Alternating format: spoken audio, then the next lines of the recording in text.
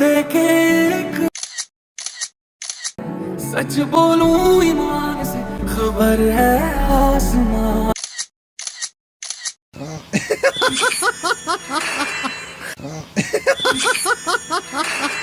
से हैरत में चांद भी तुझको